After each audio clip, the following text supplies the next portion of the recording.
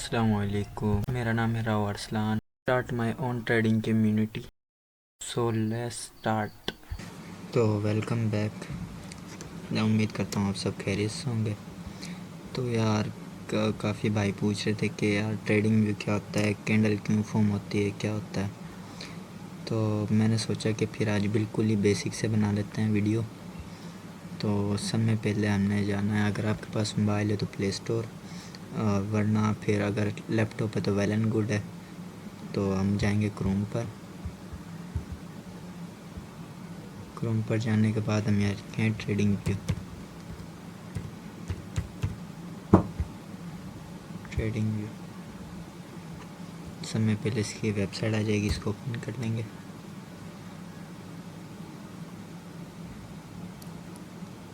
तो हमारे पास कुछ ऐसा इंटरफेस आ जाएगा।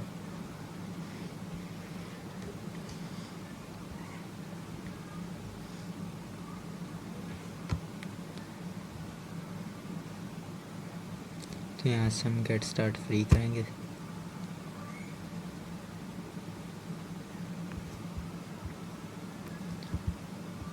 यहाँ से आपको ये आईडी बनाने का बोले है, लेकिन मेरे पास ऑलरेडी आईडी है। जैसे ही आप आईडी अपनी बना लेंगे तो यहाँ से आके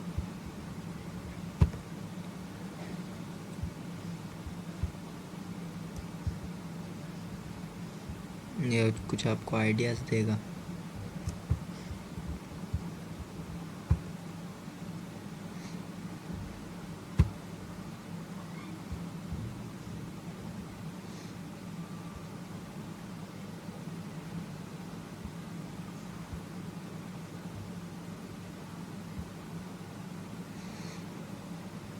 यहाँ से आके आपने सुपर चार्ट में चले जाना है।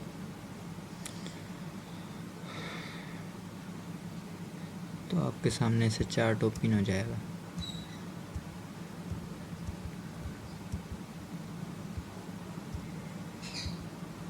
कुछ ऐसा इंटरफेस होगा।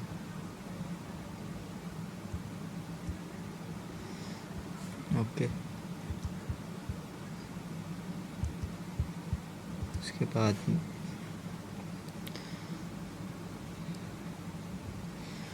आप इसको अपने डेस्कटॉप पे निकाल लें, जैसे मैंने निकाला हुआ।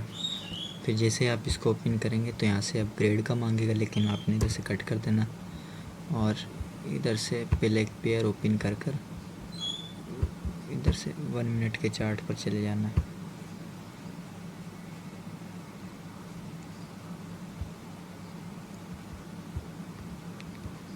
इसको जूम इन कर लेते हैं।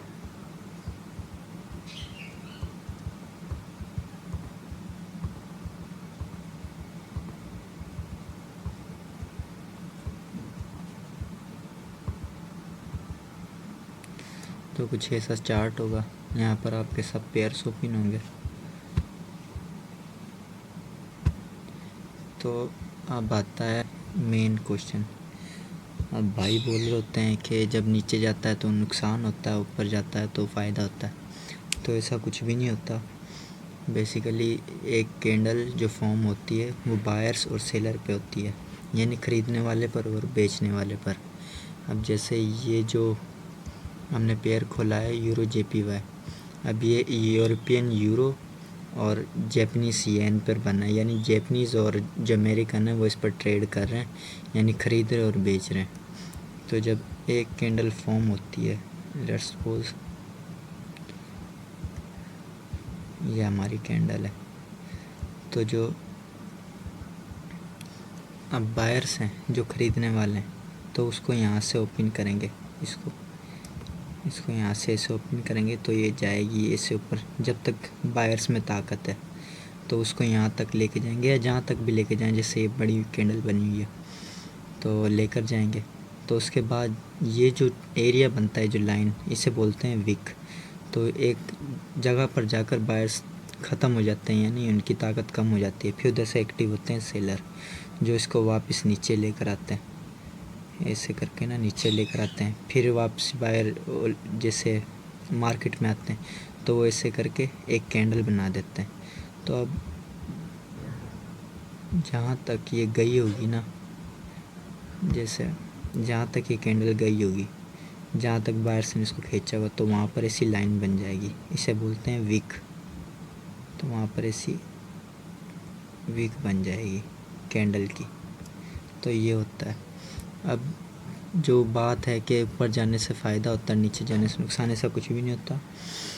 हमने कंसीडर करना पड़ता है, टेक्निकल एनालिसिस करने होते हैं कि यहाँ इस जैसे अब मैंने एक एनालिसिस करते हैं हम कि यहाँ से अगर मैंने प्राइस रेंज लगाया है यहाँ तक, तो अब यहाँ पे आने के बाद एक जैसे ग्रीन कैंडल बनेगा, यहाँ पर ग्रीन कैंडल बन गया, यहाँ पर जैसे बायर्स आ गए तो, और फिर मैंने यहाँ से जैसे प्राइस रेंज लगाया यहाँ पर आकर कि अब यहाँ पर रेड कैंडल बनेगा। यानी हमें कैंडल प्रेडिक्शन करनी होती है कि ये कैंडल ग्रीन बनेगी और ये कैंडल रेड बनेगी। सब गेम जो है कैंडल का है।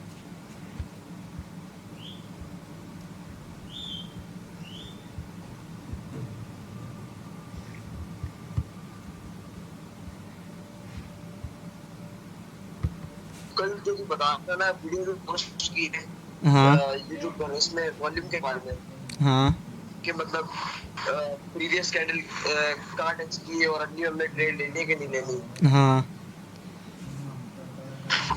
तो ये वॉल्यूम का था।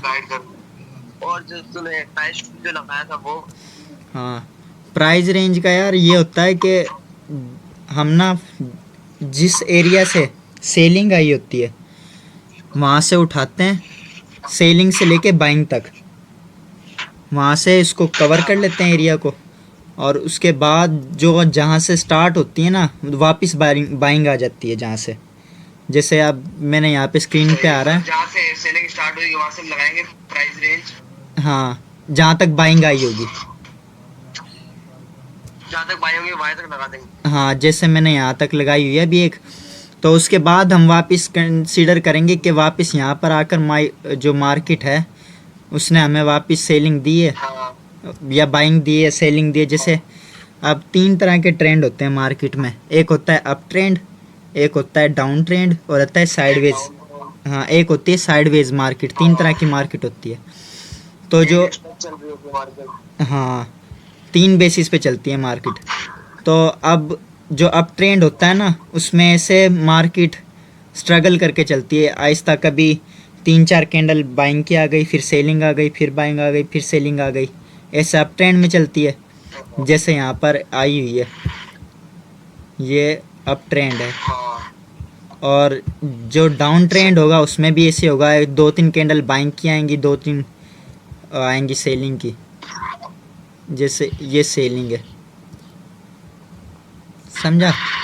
और जो साइडवेज मार्केट होगी ना उसमें मार्केट रेंज करेगी, जैसे यहाँ पे किया हुआ है, कभी बाइंग देगी, कभी उधर से सेलिंग देगी, कभी बाइंग देगी, कभी सेलिंग देगी एक ही एरिया से। फिर उसके बाद जब उसको हाँ जब वहाँ से निकलेगी ना मार्केट, फिर वहाँ से हम लगाएंगे प्राइस रेंज, फिर जहाँ तक बाइंग आएगी। मतलब ज़्यादा स्टक चल रहे हो उसके बाद से लगाएंगे। हाँ, बाइंग आएगी। हाँ, स्टक होने के बाद जहाँ से ज़्यादा बाइंग आएगी ना उसके बाद लगा देंगे। फिर उसके बाद जैसे ही वो उस एरिया को टच करेगा ना, जैसे मैं तेरे को वीडियो में दिखाऊंगा, यहाँ से टच किया है वापस उसने सेलिंग के बाद, फिर से सेलिंग आई है, उसके बाद यहाँ पे आके यहाँ से क्योंकि इसका वॉल्यूम देख ज़्यादा था तो यहाँ पे नहीं आई, तो वापस जहाँ पर दोबारा बाइंग आई ना उसके बाद हमने लगाया, फिर से एक और बाइंग कैंडल बनी है। ये सीन है। यानी मार्केट थोड़ा पीछे से जहाँ से साइडवेज करके निकली हो ना, रेंज करके निकली हो बार बार, कभी बाइंग कभी सेलिंग, उसके बाद जो बाइंग या सेलिंग आती है वहाँ से हमने ना ये निकालना है प्राइस रेंज। सही है, ये सिस्टम है यार। अब जैसा आप यहाँ से देख रहे हैं कि मैंने बिल्कुल एक स्टक मार्केट से प्राइस रेंज को उठाया है, और उसके बाद मैंने जिस जगह पर भी प्राइस रेंज लगाया वहाँ से या तो सेलिंग आई है या बाइंग आई है। तो सिर्फ हमें इसी चीज़ को मास्टर करना है और बार बार इसकी प्रैक्टिस करते रहनी है ताकि हम इस चीज़ में मास्टर हो जाए। तो आज की वीडियो बस इधर पे डन करते हैं इंशाल्लाह। अगर आपके जो भी जो न्यू क्वेश्चन हो वो आप मुझे कम्युनिटी में पूछ लेना, मैं उसके जवाब दे दूँगा। अल्लाह हाफ़िज़।